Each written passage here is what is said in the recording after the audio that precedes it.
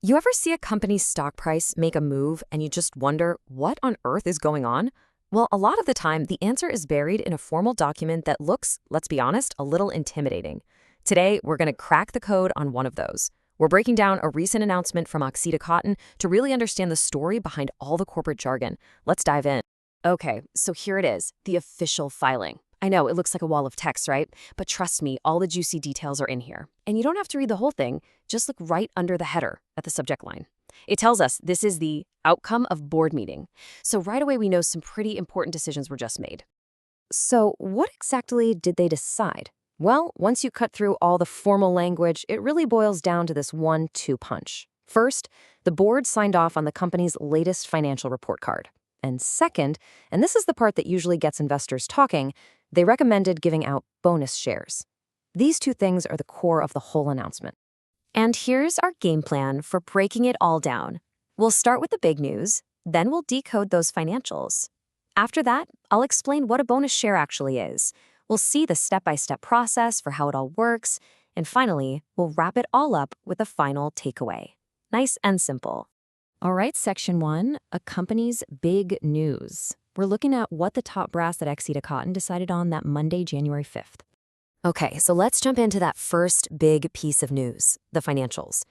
This table, which we've pulled straight from the document, is basically the company's performance report for the last quarter. I know, it's a lot of numbers, but this is where the real story is. Let's zoom in on the most important figures.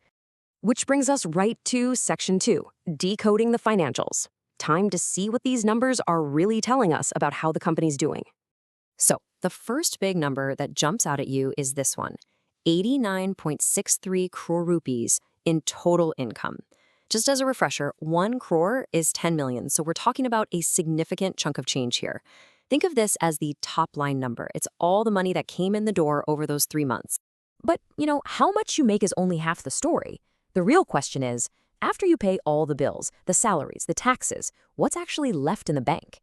And that, my friends, is the net profit. For this quarter, that number is 2.59 crore rupees. This is the number that really matters. It's the actual profit. Now, a number by itself doesn't mean much without context, and this is where it gets really interesting. When you put this quarter's profit up against the same exact quarter from last year, the story becomes crystal clear. Check this out. Last year, they actually had a loss of 1.22 crores. So to go from losing money to making a profit of over 2.5 crores, that's not just a little growth, that is a massive financial turnaround. So, the company is healthy and making money again. What do they do next? Well, that leads us straight into the second big announcement. Section 3, the bonus share explained. Let's figure out what this bonus really means if you're an investor. So let's just ask the question directly. What in the world is a bonus share? The easiest way to think about it is like a pizza. A bonus issue doesn't make the pizza itself any bigger. The company's total value doesn't change. It just means your slice of the pie gets cut into a few more pieces. The company is basically taking some of its built-up profits and converting them into new shares as a little thank you to its shareholders. So, what's the deal for Axita Cotton specifically?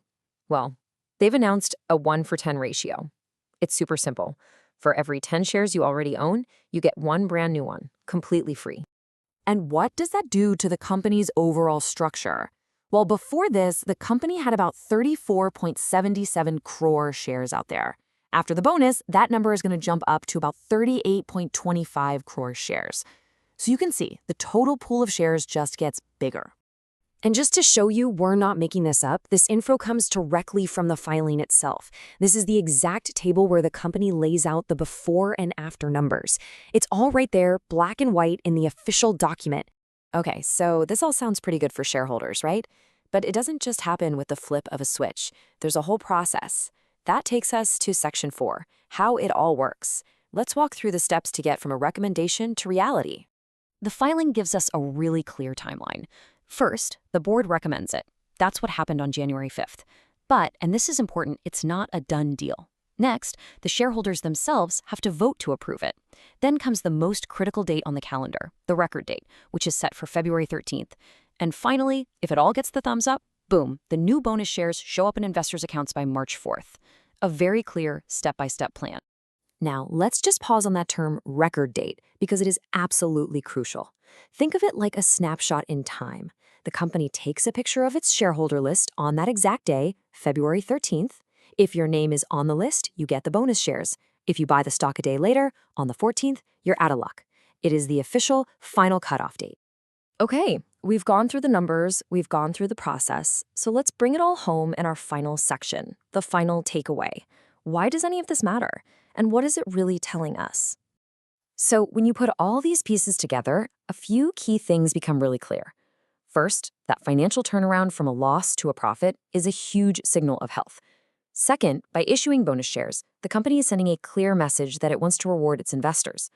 Third, and this is key, they're funding it from their own savings, not borrowing money. And finally, that clear timeline shows they're being transparent.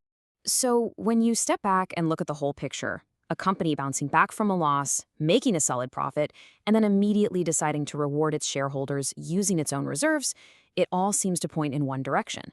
It leaves you with a really big question. What does an announcement like this truly signal about a company's own confidence in its future?